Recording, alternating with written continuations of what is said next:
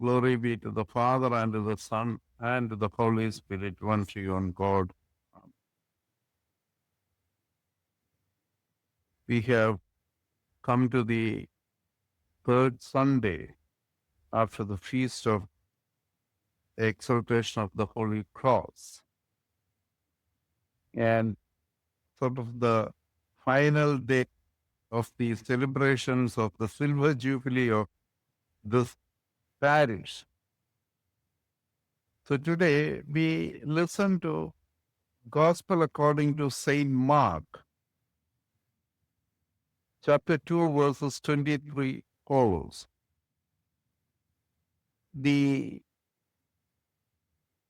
Pharisees were raising a very legal question to Jesus Christ. As Jesus and his disciples were walking through a grain fields, they started plucking the grain. We don't know for what they are, at least in the Markan Gospel, we don't know for what purpose they are plucking it. If you just pluck grains as you walk, those of us who have grown up in the agrarian community know that usually that's a useless act. Either you have to do it in an organized way. If you collect a handful of grains, it doesn't help anyway, other than destroying the plants in the grain field. But in some other gospel, the same incident is narrated with a different twist. There it says, as they were going through the grain field, they were hungry and plucked the grains and ate it. That would have been another interesting incident. Most of us know that you don't eat grains raw. Whatever grain it is, it has to undergo some kind of process to make it edible. Especially if you are plucking it directly from the fields, from the plant, the grain still has its husks over it. So imagine how hungry the disciples might have been just to pluck raw grains from the field and eat it. So when you see them in that context, you also will understand what a ridiculous question the Pharisees were raising.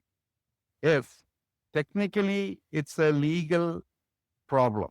Legally, what they were arguing was correct. But if they were genuinely concerned about this group of people who are breaking Sabbath, they also would have thought why they are doing it. Because if they see people eating raw grain, they would have had, if they know the law this much, they would have had the common sense to understand these people must be starving. They will eat anything. They should have called them and said, don't do that, we will provide you with some food. Instead of that, they were raising a legal issue. They're not bothered about their hunger. This, see, throughout the gospel narratives, when Jesus heals somebody on a Sabbath, people will raise, oh, today, but you shouldn't be doing. So Jesus confronts them. If your ox or your donkey falls into a well, wouldn't you save it? So you are not concerned about a human being. So similarly, so here this time Jesus is not trying to defend his disciples, saying that their act is justified because of their hunger. Jesus raises another historic precedent or legal precedent.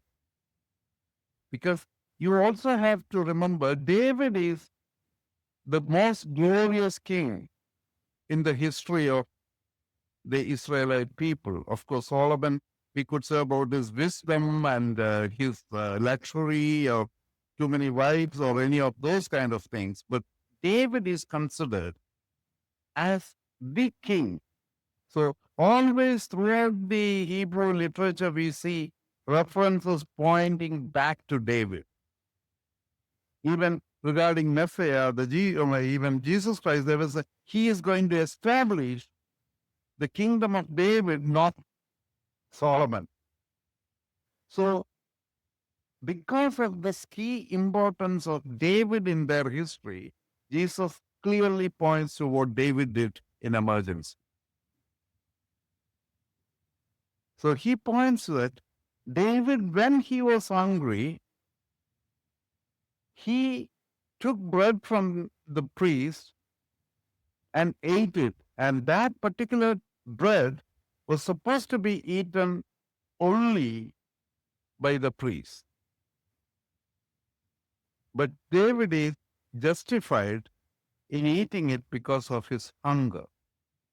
So Jesus is referring in another way, because this David did before he became the king, or that he established his kingdom to that extent. So he is saying that, see, if such David could establish the kingdom and become the most glorious king in the Hebrew history, and finally he concludes his statement with, because he as the Son of Man is the Lord of Sabbath also. In another way, he's pointing to his role as the divine presence, who created or who ordered the Sabbath. The one who ordered the Sabbath is the Lord of Sabbath. He is not subject to the Sabbath. But at the same time, we have to understand, he is Son of Man. Now, Jesus Christ is the Lord of Sabbath. Usually, we quote this and say that we all are Lord of Sabbath. Because we sometimes take excuses, think this. But remember, in what context he did it, say that everybody is Lord of Sabbath. So remember, the freedom we have in Jesus Christ is freedom in Jesus Christ. It is not a freedom to do anything and everything. May God bless us all. Thank you.